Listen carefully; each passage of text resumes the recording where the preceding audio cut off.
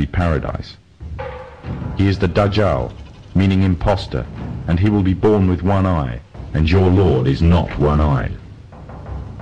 It is also known that before the appearance of the DAJJAL, a group of people will pave the way, setting up a system to prepare the world for his arrival. In other words, these forerunner to the DAJJAL and their system will bear all the characteristics of the DAJJAL, and he will be the final embodiment of these in human form.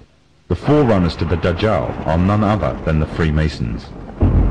The one eye is one of the ways to recognize the DAJJAL. The one eye is the symbol of the Freemasons. It is part of their beliefs and is taken from ancient Egyptian mythology. In their ideology, it represents the supreme being, sometimes referred to as the great architect of the universe. The scholars of Islam say that the similitude of the DAJJAL is that of the Pharaoh who tarried with the prophet Moses. The Pharaoh was a tyrannical leader who elevated himself in status and declared himself to be God.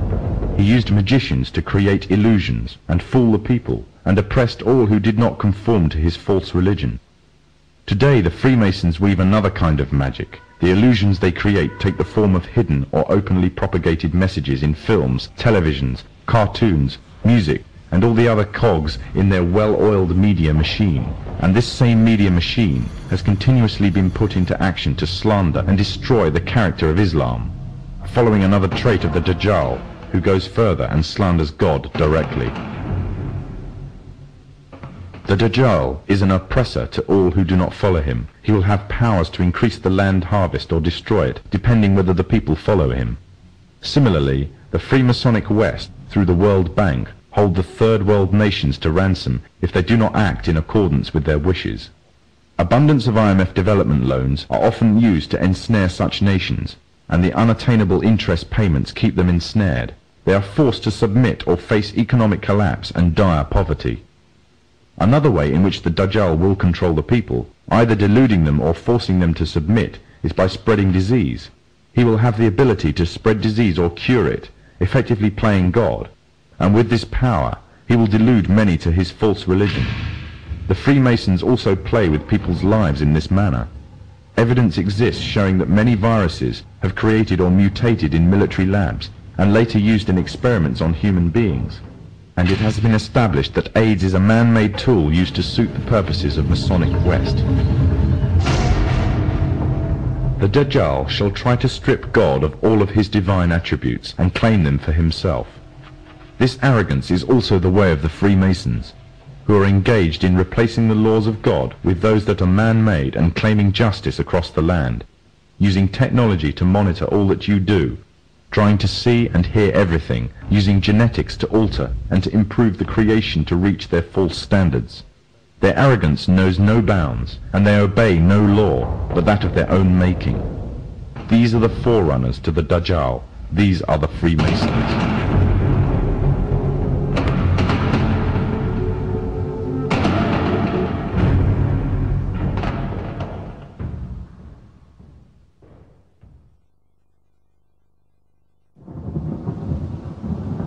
Prophet Muhammad said that a time would come when the whole world would gather around to plan the destruction of the Muslims, as if they were gathered around a table to take part in a meal.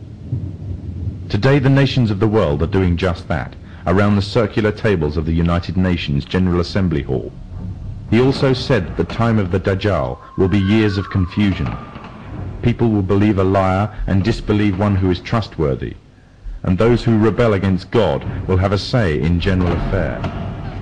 Today, during the time preceding the DAJJAL, there is also a time of confusion. The system set up by the forerunners to the DAJJAL have ensnared many Muslims away from truth, using lures such as wealth and materialism and fulfillment of earthly desires. A miserable trade indeed. These times of tribulation are like a giant sieve, sorting out the true believers from the apostates and hypocrites. Many have adopted the lifestyle and philosophy of the DAJJAL system, retaining perhaps only their Muslim names or clothing, wearing them like a badge to their identity, and in every other way embracing wholeheartedly the system that is being used to eradicate Islam.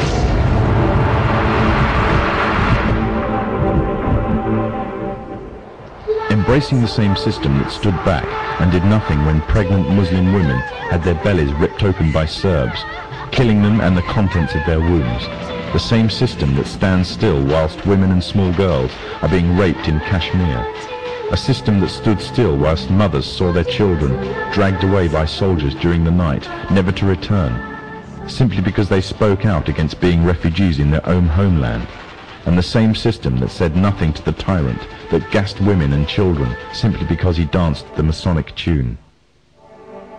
For those who choose this system, claim to love Allah and His Messenger, but hate what He has brought, leave the guidance that is Islam, and they adhere to the evil system of the DAJJAL, living their lives in accordance with its rules and seeking from it worldly rewards, disregarding the truth that is the laws of Allah.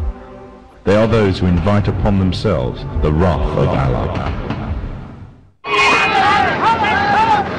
They came down to the side of the road by the thousands,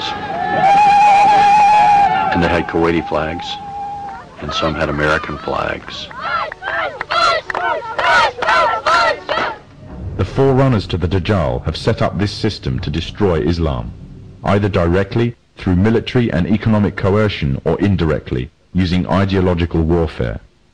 They have divided and conquered, instilling diseases such as nationalism and racism into the heart of the Ummah. Their biggest fear is Muslim unity and revival of the message brought by the last prophet to mankind, and everything they do is geared to prevent this. They have manipulated Muslims, setting up and promoting divides. They have installed their own universal language, compelling all to learn or be shut out, and reducing Arabic to secondary and inferior language in society. And what they have used most to keep the Muslims at bay is oil.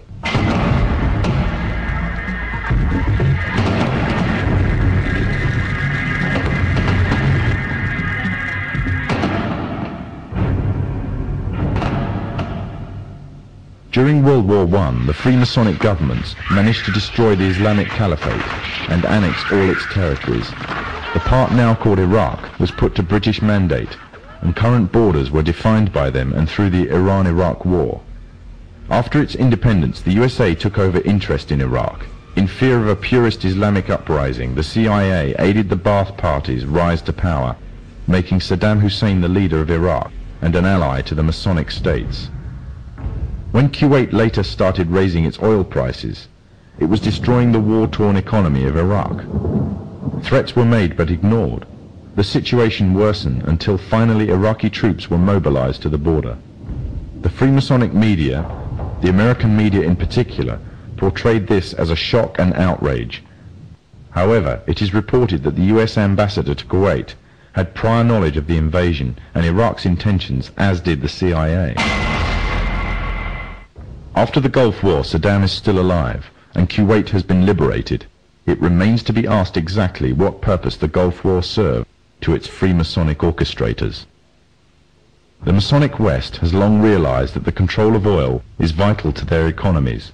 One of the main reasons is their reliance on cars and road transport. However, although technology exists to mass-produce fully operational electric cars, all attempts to do so have been vetoed. This is because oil is crucial to maintaining their world order.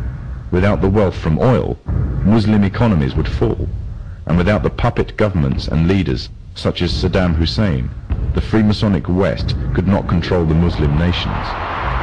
Without the division of wealth and false leadership of these nations, nothing would prevent the purist Islamic movements from coming to power. Poverty creates unity, and Muslim unity is the greatest fear of the forerunners to the DAJJAL. The Gulf Wars serve many purposes: to promote Western unity, to create divides amongst the Muslim nations, to act as a testing ground for an entire arsenal of military weapons and cocktails of chemicals and drugs.